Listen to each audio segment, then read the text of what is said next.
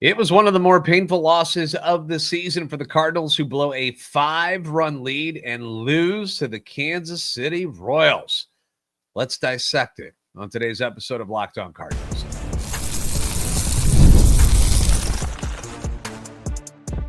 You are Locked On Cardinals, your daily St. Louis Cardinals podcast, part of the Locked On Podcast Network, your team every day. Hey there, Cardinals fans. I'm JD Hafford, and I'm your host for Locked On Cardinals, part of the Locked On Podcast Network, covering your team every day. You can follow me on X at JD Sports Radio. You can follow the podcast on X as well at LO_Cardinals. We're on YouTube. Make sure you like, subscribe, and comment, plus hit the notification button so you don't miss out on anything that we post. Also available on TikTok and Instagram at Locked On Cardinals. This is a show serving Cardinal Nation and giving the best fans of baseball all of the info about the birds on the bat. Today's episode brought to you by Monarch Money. Take control of your finances with Monarch Money. Use code LOCKEDONMLB at monarchmoney.com for 50% off your first year. There are a lot of different types of losses throughout a season. Some are close games. Some are blowouts. None of them are all that fun. And some, they just sting a little more than others. And Tuesday night at Busch Stadium was one of those that stings. It's one of those that makes your stomach turn a little bit, because this was a game that at one point seemed like it was in the bag. Looked like the Cardinals were going to run away with things. But it's baseball. Anything and everything can and usually does happen. And boy, did it turn from bad to good to great to bad to awful. Just a roller coaster of emotions, really, that unfortunately got away from the good guys and continued a trend of bad pitching that started in Texas over the weekend. After getting whooped twice by the Rangers, the Cardinals fell behind right away in the first inning of this game. 2-run shot by one of the best players in baseball, let's be honest, Bobby Witt Jr. You know, of course, it's not ideal to ever give up home runs, but Bobby Witt Jr. is a special talent. So I'm not going to shame Andre Pallante for giving up a home run to somebody that is as good as Bobby Witt Jr. I would give this advice to Andre Pallante, though, when you are pitching against somebody as good as he is, or anybody at the major league level, maybe don't throw a four-seam fastball right down the middle. Maybe don't do that. That's not going to work out. I know it's duh. It's a very duh thing to say, but pitch placement is such a big deal for rotations like the Cardinals have. Not a lot of swing and miss stuff. And if you miss your spots, even the lowest level major league hitter can put one out of the yard when you throw him a four-seamer right over the heart of the plate. I mean, haven't we learned that from Miles Michaelis over the years?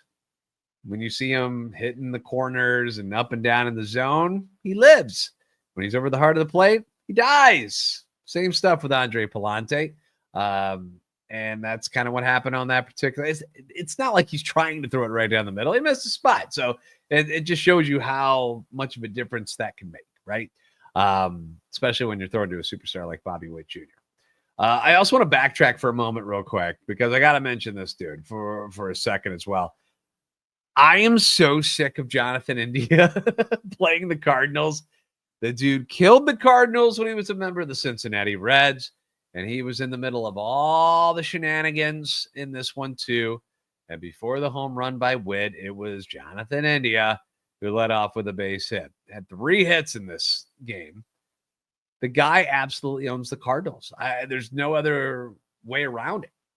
Career .310 hitter against them coming into this particular series with an OPS plus of 150. Like, he just kills the Cardinals. And we're talking about a guy that's a career .250 hitter. And the Cardinals, for whatever reason, they struggle at getting Jonathan India. I don't know if it's his hair that throws him off, the goatee thing that he's got, beard thing that he's got. I don't know, but it's infuriating. My mother calls him that stupid number 6 guy.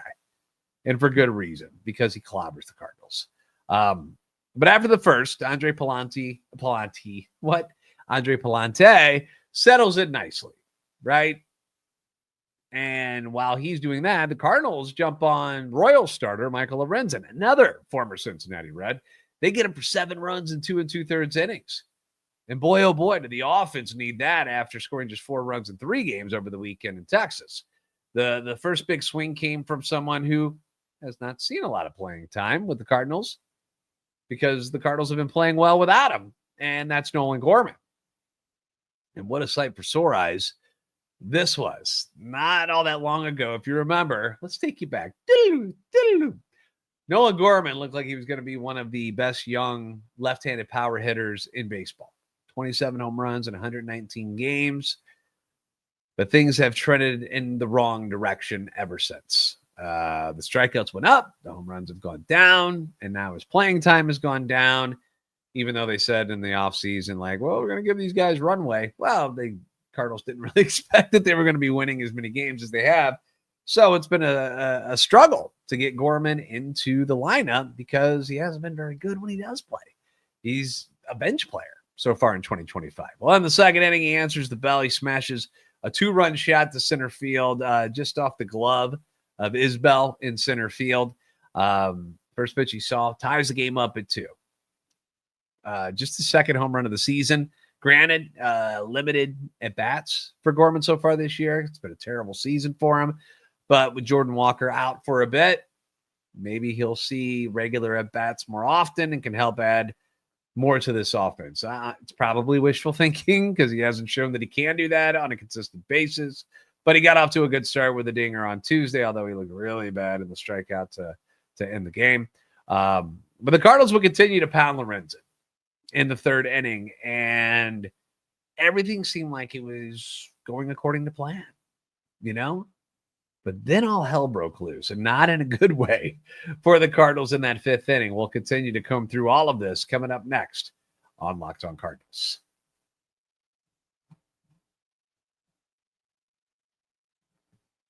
Get the supplies you need from the site made for the skilled trades, Supply House. Whether you're in plumbing, HVAC, or electrical work, Supply House is the reliable way to order products online. They've got a very easy-to-use website. It is packed with helpful resources and the latest product information to help you get the job done right. Plus, with the complete inventory of over 200,000 parts from 400-plus top brands, you're going to find exactly what you need. It's going to get delivered to you fast from coast to coast.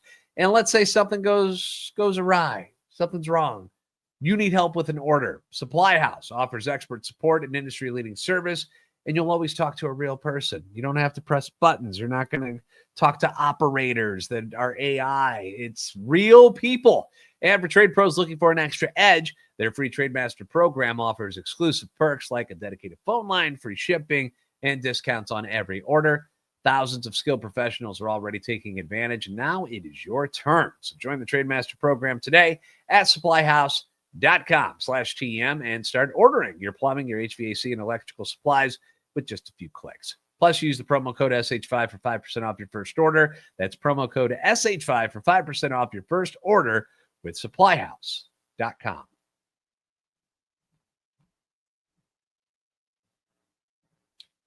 Thank you again for making Locked On Cardinals your first listen every day. Leave your comments on YouTube as well as on X anytime you want. The feedback is always welcome and encouraged. I know we're going to get some comments about what happened to the offense later in the game. Why is Andre Pallante still here? We're going to talk about all that stuff. Don't worry. But at this point of the game, we're tied at 2. The Cardinals end up erupting for 5 runs in the bottom of the third. Mason Wynn would single. Brendan Donovan would walk. And then Wilson Contreras smokes a 2-0 pitch down the left field line. Gives the Cardinals a 3-2 lead. They would get a little lucky with Nolan Arenado. He puts one down the third baseline. A very nice play by third baseman Michael Garcia.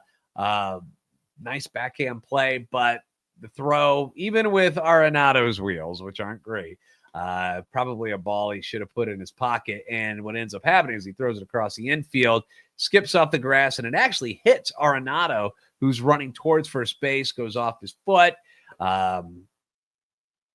Pasquantino doesn't even have a chance over at first base. Donovan and Willie score. Now we're looking at a 5-2 ball game. Then you get a 7-pitch battle that ends in a 2-run blast from Alec Burleson. Biscuits pops one into center field. It's 7-2. The boys are off and running. Everybody's smiling and high-fiving, and we're having a good time. We're doing the bird. We're flapping the wings. All the momentum at this point is in the Cardinals dugout.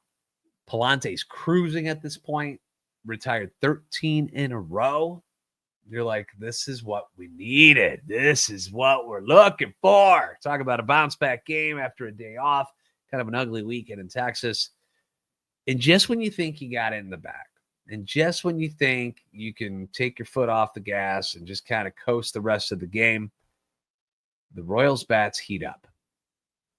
And it all started with a one-out home run by the Royals' number 7 hitter. And getting burned by the bottom of the order is a big problem because the Royals don't have one of the most productive lineups in baseball, but they do have a decent top of the order there. And to give up a home run to Nick Lofton, you know Nick Lofton, right? No, you don't. Nobody really does. Slider, yanks it over the wall in left field. First home run of the season, just his second home run in the big leagues. This is not a power hitter. This is not a guy you want hitting home runs off of you. And I don't know if this rattled Pallante or the Royals were picking up on something. If you were watching the telecast, they even mentioned you could see some of the Royals whispering to each other as if they may have something. But they just started feasting off Andre Pallante at this point. And one of the things about Pallante or any pitcher that is a pitch to contact type of guy, eventually you're going to come across a game where everything finds a hole. And I hate to keep bringing Miles Michaelis up, but you've seen it a lot over his career where they may not even be hitting the ball all that hard off of them, but because they're putting it in play, they're making contact, it finds holes.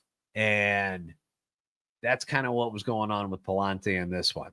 You know, after the home run, which, you know, the biggest hole is over the wall, the number 8 hitter, Drew Waters, singles against the shifted infield between third and short past a diving Mason Wen. You're going to hear this phrase a couple of times, a diving Mason Wen. So just out of the reach of him, right? Number 9 hitter, Kyle Isbell, comes up next. He singles up the middle, also past a diving Mason Wen, just out of his reach. That stupid number 6, Jonathan India, rips a single up the middle, and now it's bases loaded for Bobby Witt Jr. And it was a hell of a battle. It was a very exciting portion of the game because one of the best hitters in baseball, the bases are loaded, game's in the balance. Pallante and him are going back and forth. He lays off a couple of tough pitches. 8 pitches in total, but it ends with Bobby Witt coming out on top. He smacks a single to left field past a diving Mason Wen. I feel like I'm doing the Chris Farley bit, down by the river.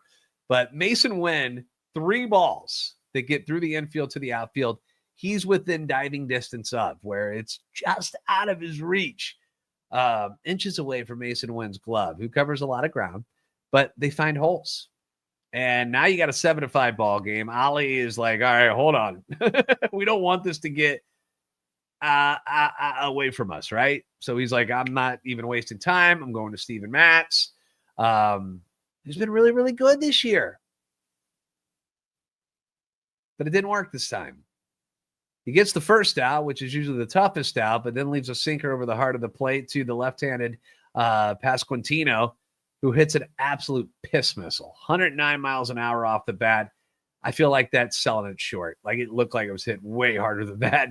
Goes into the gap in right center field, ties the ball game at 7-7, and then you get Salvador Perez, just been one of the better clutch hitting catchers in baseball for many years now. He finishes the comeback with a base hit, and it's 8-7. Just like that, 8-7. The crowd is stunned. I was stunned. I feel like I looked down for a second, looked back up, and it was poof, gone. And you haven't seen the Cardinals blow a lead like this. This is not something that happens this year. At least we haven't seen it this year. But as you know, baseball will humble you. It will pull the rug right out from under you in a blink of an eye, and that's exactly what happened. And the Cardinals would never recover.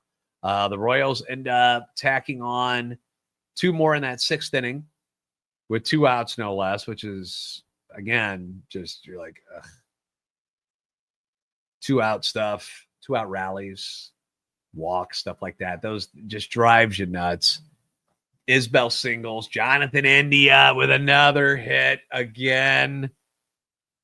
Just, it's, ugh. And the player Jonathan India is, I adore him. I think he's great. Great guy. I've met him before. He's a great guy. Just for whatever reason, he just kills the Cardinals.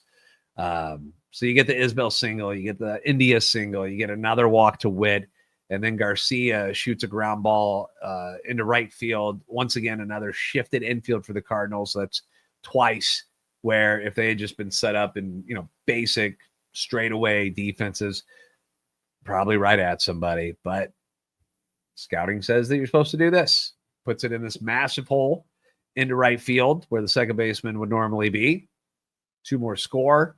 It's 10-7. And that's how this one would end. The Cardinals would get a few hits here and there, threaten a little bit, but nothing where you're like, here we go. I mean, they had a couple times where the tying run would come up to the plate, but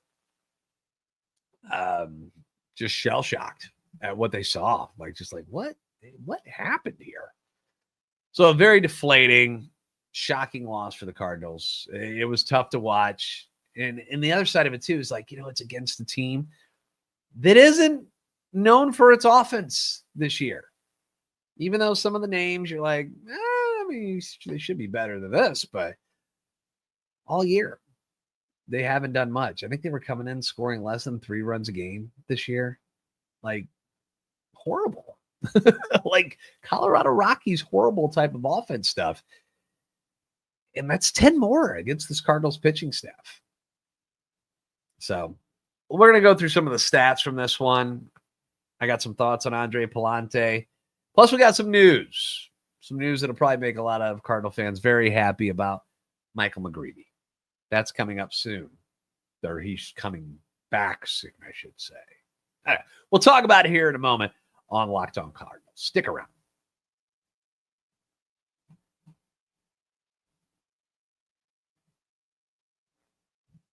Ever check your bank account and wonder, where did all my money go? Between dining out, which, by the way, has gotten crazy expensive. If you go to fast food places, are you seeing the prices at some of these spots? Remember when fast food was the cheap thing to do? Not anymore, man. It costs just as much as going out to a normal restaurant. Online shopping. Don't realize how much money you're spending, right? What about it? Just entertainment stuff, going to ball games, going to the movies, things like that. Very easy to lose track. And that's where Monarch Money comes in. They're your personal CFO, giving you full visibility and control over your finances. Monarch Money, it's not just a budgeting app. It's not just that. It's a complete financial command center where you track all your accounts. You can track your investments. You can track your spending. You get to do it all in one place. So you stop managing your money. You start building wealth. Instead of juggling multiple apps, which is what a lot of people do. It's a huge mistake. All you got to do is use Monarch Money to check your finances, track the spending, even plan long-term goals. And you can do it with, your spouse or your partner. It makes managing money with them smoother than ever. You can track shared and personal accounts. You can set goals together, stay on the same page, and do it without the stress. So take control of your finances with Monarch Money. Use code LOCKEDONMLB at monarchmoney.com for 50% off your first year. That's monarchmoney.com, code LOCKEDONMLB for half off your first year.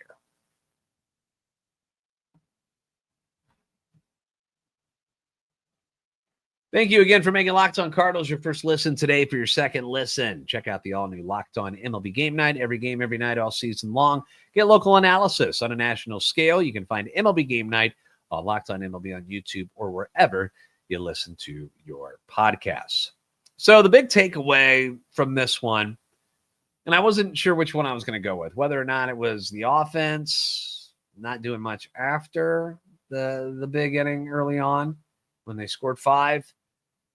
But I think it's got to be Andre Pallante, right? It's got to be Andre Pallante. Looks so good and then just fell off a cliff in that 5th inning. Was he tipping pitches? What were the Royals whispering about?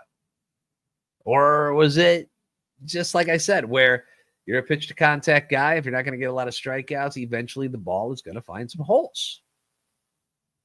I don't know which one it was. Could be a combination of both. One thing I can say is that Andre Pallante has not been all that effective this season. And many are wondering, myself included, if it's time to give someone else a crack at that rotation spot. Now, I respect Andre Pallante, but it seems like every game, or just about every game, because he had some good ones too, but just about every game, there's like one inning or one pitch that just blows everything up. In the month of May, Andre was 2-1, the ERA of 4.34. Did have back-to-back strong outings against Washington and Kansas City, where he went 7 innings in both, which was beautiful. Loved watching those games. He allows just 2 earned runs in both. But since then, he had that kind of meh outing against the Detroit Tigers, where he allowed 3 runs in 5 2/3 innings, walked 4 hitters, which is a big no-no. Then against Baltimore, 4 runs, 3 of those earned, 5 2/3 innings, walked 3 more. Did have 7 strikeouts, but gave up that big home run.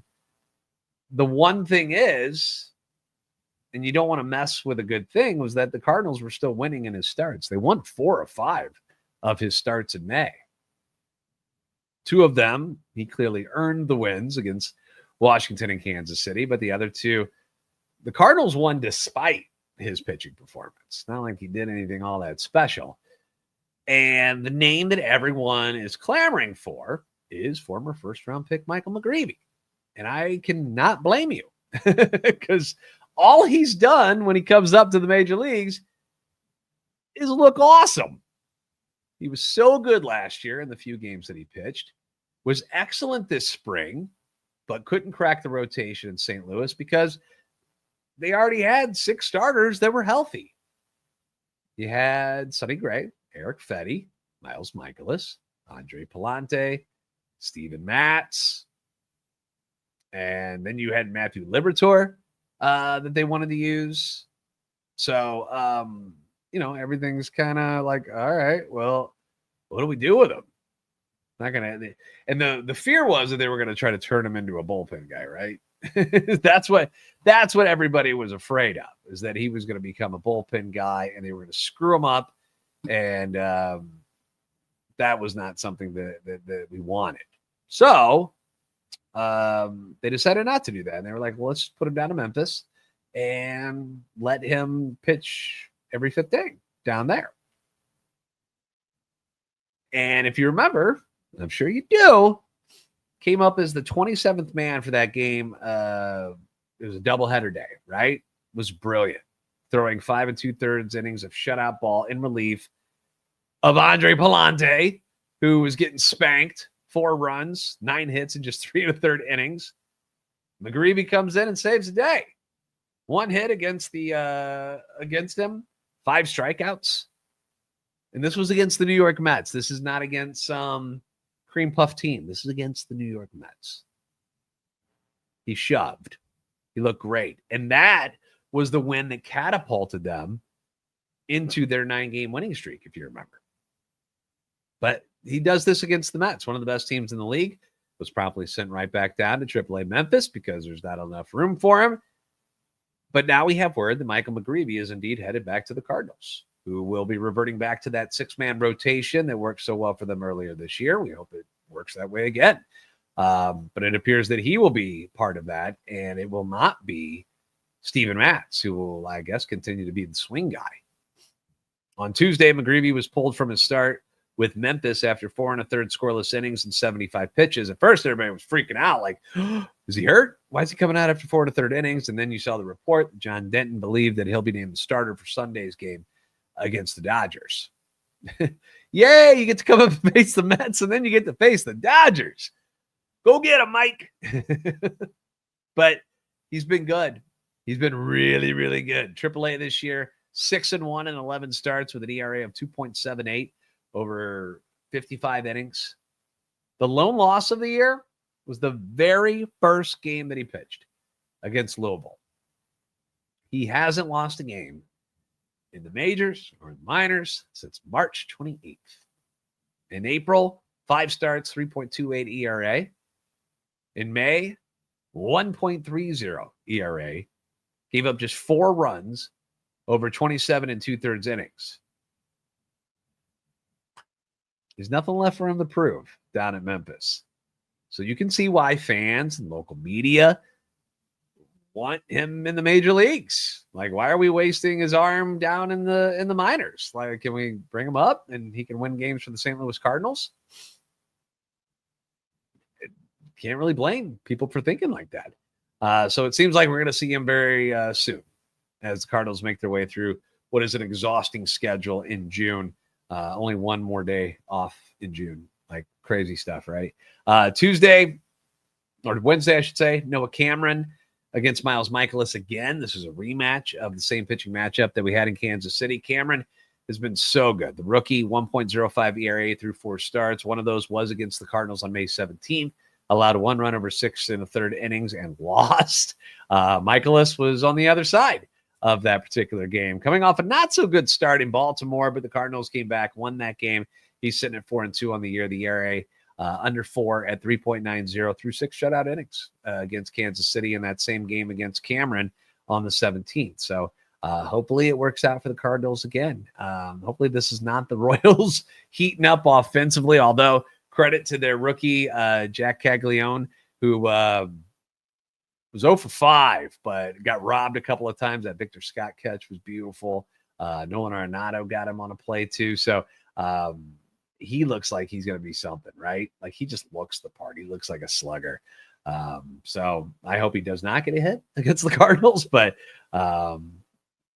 he looks good, man. He looks really good. Like, he's going to do some damage. So keep an eye on that guy. Tough loss on Tuesday. Got to pick yourself up, bounce back on Wednesday. That's all there is to it. Thanks for making Locked On Cardinals your first listen every day. If you haven't already, give us a follow on X at @LO_Cardinals and at JD Sports Radio. You can find us on TikTok and Instagram at Locked On Cardinals. Like, subscribe on YouTube, help our channel and love for the Cardinals grow. You guys are the best fans in baseball for a reason. We'll see you next time on Locked On Cardinals.